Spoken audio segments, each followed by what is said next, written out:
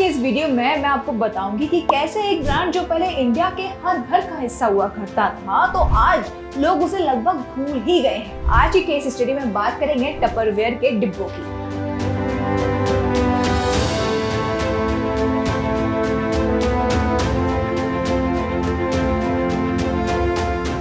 जो आज के समय बड़ी प्रॉब्लम्स फेस कर रहा है, लेकिन उससे पहले आपको करना होगा मेरे चैनल को subscribe. Hello everybody, welcome to my channel. I am business idea presenter Kiran. लेकिन आज के वीडियो में मैं आपको कोई बिजनेस आइडिया नहीं बताऊंगी, बल्कि टपरवेयर के डिब्बों की शानदार सफर और उनके डाउनफॉल की पूरी कहानी बताऊंगी। इस वीडियो में हम देखेंगे कि टपरवेयर कैसे सफलता की ऊंचाइयों पर पहुंचा और आज उसकी क्या स्थिति हो गई है।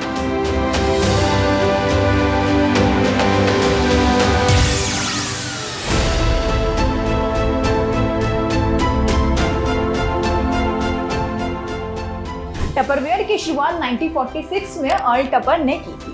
टपरवेयर अपने एयर टाइटनर कंटेनर की वजह से बहुत फेमस हुआ था।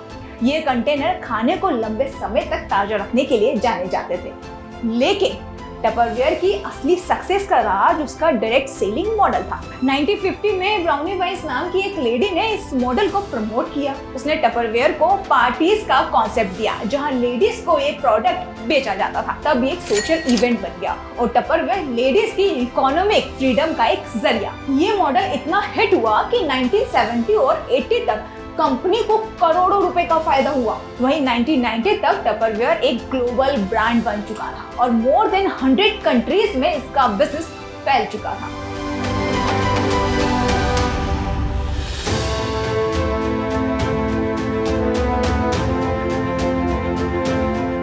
टपरवेयर के प्रोडक्ट्स की क्वालिटी और डिजाइन के लिए काफी फेमस था।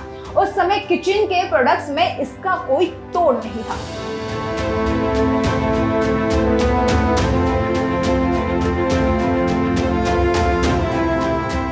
टपरवेयर के कंटेनर सिर्फ प्रोडक्ट नहीं बल्कि एक लाइफस्टाइल स्टेटस बन गया था। हर घर में टपरवेयर बॉक्स होना जैसे स्टेटस सिंबल बन गया था। इस दौरान कंपनी की लगातार ग्रोथ हुई, खासकर एशियाई और यूरोपीय मार्केट में।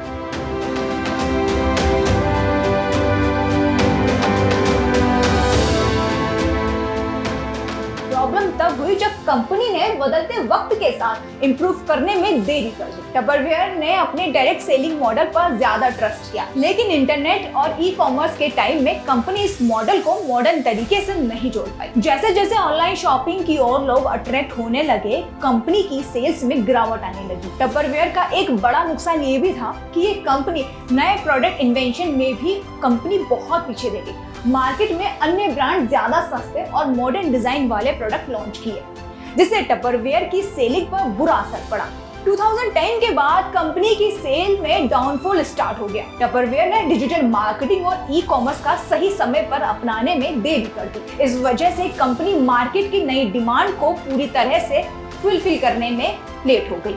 इसके अलावा कंपनी ने यंग कस्टमर को अट्रैक्ट करने के लिए एक सॉलिड प्लान बनाया, लेकिन नए कस्टमर को कंपनी के इस प्रोडक्ट्स में कोई इंटरेस्ट नहीं आया। फिर 2023 तक टपरवेयर इतने लॉस में पहुंच गया कि उन्हें अपने ब्रांड को जिंदा रखने के लिए इन्वेस्टर की तलाश करनी पड़ी। अब टपरवेयर के सामने सबसे बड़ा चैलेंज ये है कि वे खुद को कैसे फिर से खड़ा कर पाते हैं। कंपनी ने हाल ही में अपने डिस्ट्रीब्यूशन मॉडल में कुछ चेंजेस करने की कोशिश की है और कुछ रिटेल स्टोर्स भी ओपन किए हैं। लेकिन क्या इतना काफी होगा? कंपनी को नए मार्केट्स में फिर से अपनी पहचान बनाने के लिए प्रोडक्ट में इन्वेंशन और डिजिटल प्लेटफॉर्म पर मजबूत पकड़ बनानी पड़ेगी। क्या टपरवेयर फिर से अपनी पुरानी जगह बना पाएगा या ये सिर्फ एक बीते दौर की याद बनकर रह जाएगा? ये तो आने वाला वक्त ही बताएगा। लेकिन ये टपरवेयर की कहानी एक ऐसा ब्रांड है जिससे लेडीज की जिंदगी बदल गई, लेकिन ये बदलते वक्त के साथ खुद को बदलने में चूक गया।